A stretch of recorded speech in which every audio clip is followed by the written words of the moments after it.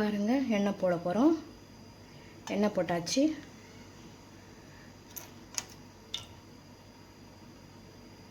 நான் 1 கிலோ அரிசி மாவு சுத்திரியம் செய்ய போகிறேன். எண்ணெய் கொஞ்சம் சூடான பிறகு பட்டை ஏலக்காய் போடணும். பாருங்கள், பட்டை ஏலக்காய் போட்டாச்சு. வெங்காயம் போட்டாச்சு. நல்லா வெங்காயம் வதக்கணும்.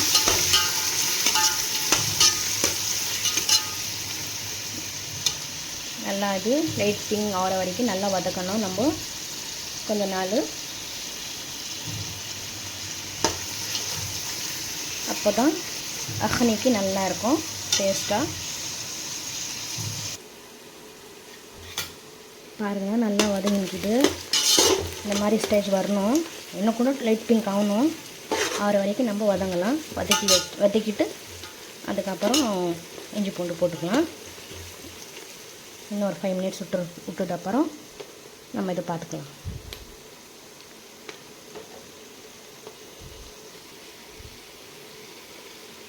பாருங்கள், நல்லா வதங்கிடுச்சு. இப்போ நம்ம இஞ்சி பூண்டு பேஸ்ட்டு போட்டுக்கலாம். 3 டீஸ்பூன் இருக்குது இதில் இஞ்சி பூண்டு இதில் ஆட் பண்ணிடலாம். பாருங்கள், இப்போ நல்லா கிண்டி விடணும்.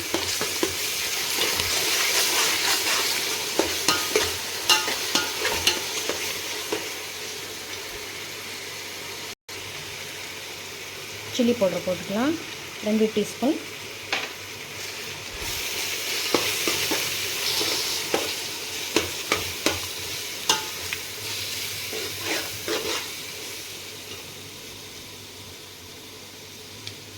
கறி போட்டுக்கலாம். 1 கிலோ கறி இது. நான் வந்து பீஃப் தான் எடுத்துருக்கிறேன். நீங்கள் எது வேணாலும் நீங்கள் ஆட் பண்ணிக்கலாம். சிக்கன் போட்டுக்கலாம், மட்டன் போட்டுக்கலாம். நான் பீஃப் தான் 1 kg வாங்கி வந்துருக்கிறேன். நல்லா இதில் மசாலாலாம் மிக்ஸ் பண்ணணும். அக்னிக்கு உப்பு போட்டுக்கலாம்.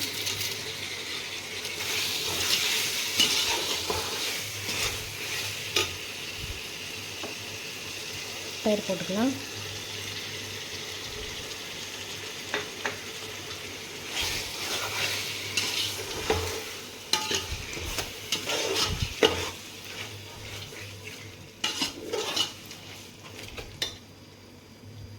பாருங்கள், நல்லா இந்த மாதிரி வரணும்.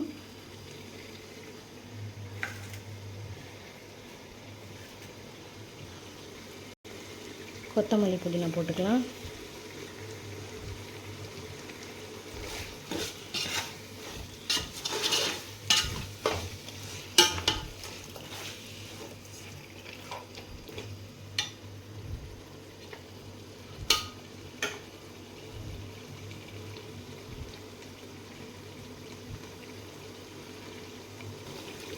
பாருங்கள், எண்ணெய் பிரிஞ்சு நல்லா சூப்பராக இருக்குது நம்மளோட அக்னி.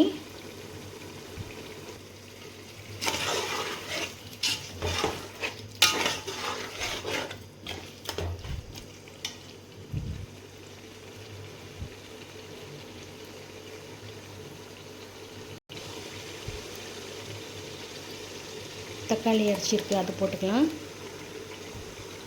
ஒரு 8 தக்காளி நான் போட்டு அடித்து வச்சுருக்கிறேன். அது 8 தக்காளி நீங்கள் இதில் அடித்து மிக்சியில் போட்டுக்கோங்க.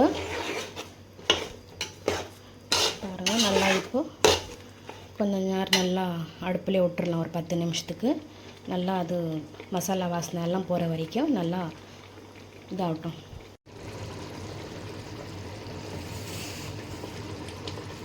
பாருங்கள், நல்லா இது மசாலா வாசனைலாம் போயிடுச்சு.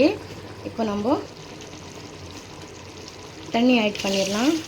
அது மிக்ஸி ஜாரில் நாங்கள் தக்காளி அடித்தோம் இல்லை, அதில் கொஞ்சம் ஒரு ஜக் அளவுக்கு தண்ணி ஊற்றி அது கறி வந்துற வரைக்கும் நம்ம அளவாக தண்ணி போட்டுடணும். தண்ணி போட்டுட்டு மூடி விட்டுடலாம். ஒரு 1/2 hour விட்டுடலாம்.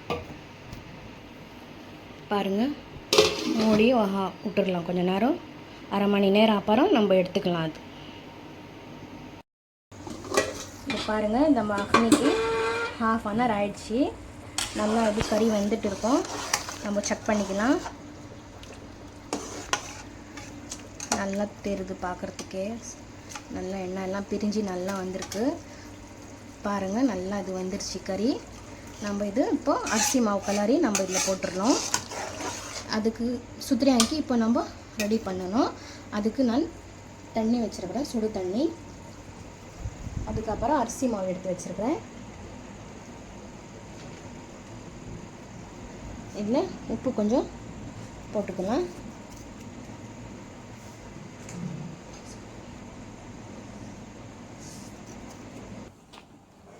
பாருங்கள், சுடு தண்ணி போட்டு நல்லா இது மாவு நம்ம கிண்டணும். நல்லா ரொட்டி மாவு மாதிரி நல்லா கிண்டணும்.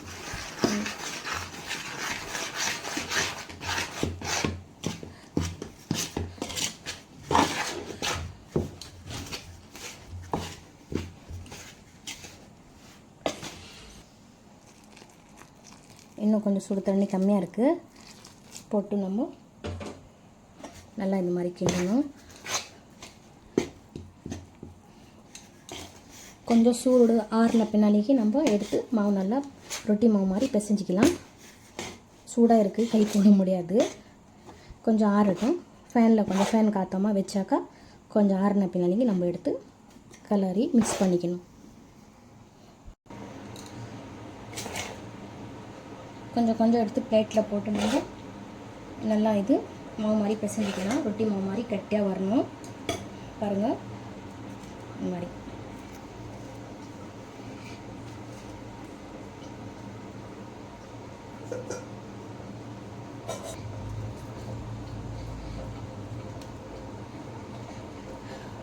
கொஞ்சம் பச்சை தண்ணி கூட நம்ம கைக்கு சூடு படாமல் மாதிரி நம்ம கொஞ்சம் இது பண்ணிக்கலாம், ஆட் பண்ணிக்கணும்.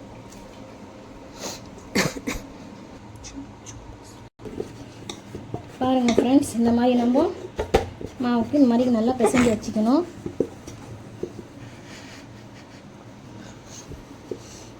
பாருங்கள் ஃப்ரெண்ட்ஸ், மாவுக்கு எல்லா மாவுக்கு நம்ம மிக்ஸ் பண்ணி இந்த மாதிரி பிசைஞ்சு வச்சுக்கணும். நல்லா கட்டியமாக இருக்குது. இப்போ நம்ம சுத்தம் பண்ணிக்கலாம். பாருங்கள், இந்த மாதிரி இருக்குது.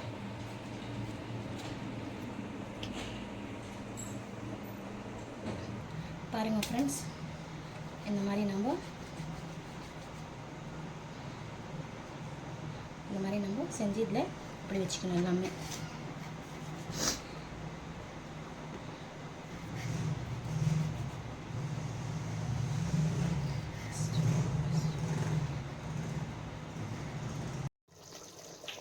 எலுமிச்சம்பழம் பாதி ஆட் பண்ணிக்கலாம். பச்சை மிளகா 4 போட்டுக்கலாம். கொஞ்சம் பாருங்கள், இந்த மாதிரி சுத்தம் பண்ணி வச்சுட்டோம்.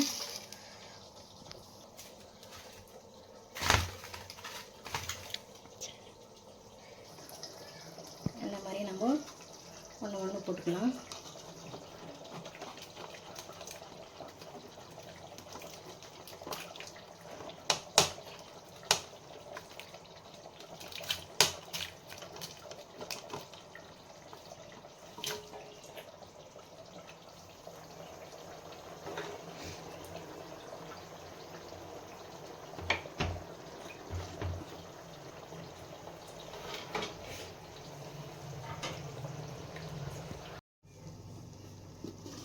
பாருங்கள், நம்ம சுத்தம் ரெடி ஆகிடுச்சு.